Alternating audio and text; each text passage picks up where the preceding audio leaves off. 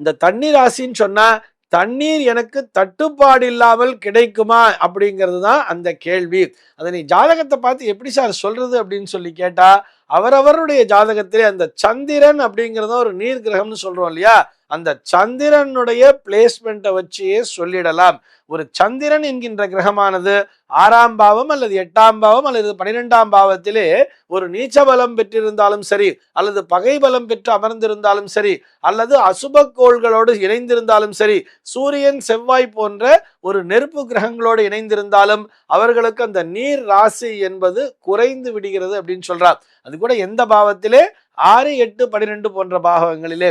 மற்ற பாவங்களிலே இருக்கும் பொழுது அவர்கள் செல்லுகின்ற இடங்களிலெல்லாம் கண்டிப்பாக அவர்களுக்கு நீர் என்பது தட்டுப்பாடு இல்லாமலேயே கிடைக்கும். இந்த நேயருக்கு மற்றொரு விஷயத்தையும் நம்ம தெளிவுபடுத்திடணும். இதே மாதிரி ஒரு சில பேர் என்ன பண்ணுவாங்கன்னா, எனக்கு பால் பாக்கியம் இருக்கான்னு பார்த்து சொல்லுங்க அப்படின்னு சொல்லுவா.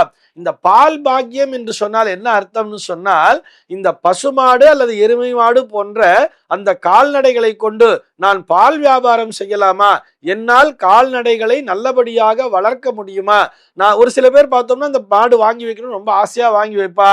அடிக்கடி மாடானது நோய்வாய்ப்பட்டு இறந்துவிடும், அல்லது பால் என்பது வற்றி போய் பால் கறக்க இயலாமல் போய்விடும். அதே மாடு வேற ஒருத்தட்ட போகும் பொழுது அவங்க வீட்டுல போய் ரொம்ப நல்லாவே பால் கறக்கும் தெரியுமா? இதனையும் நம்முடைய ஜாதகம் என்பதே தீர்மானித்து விடும்.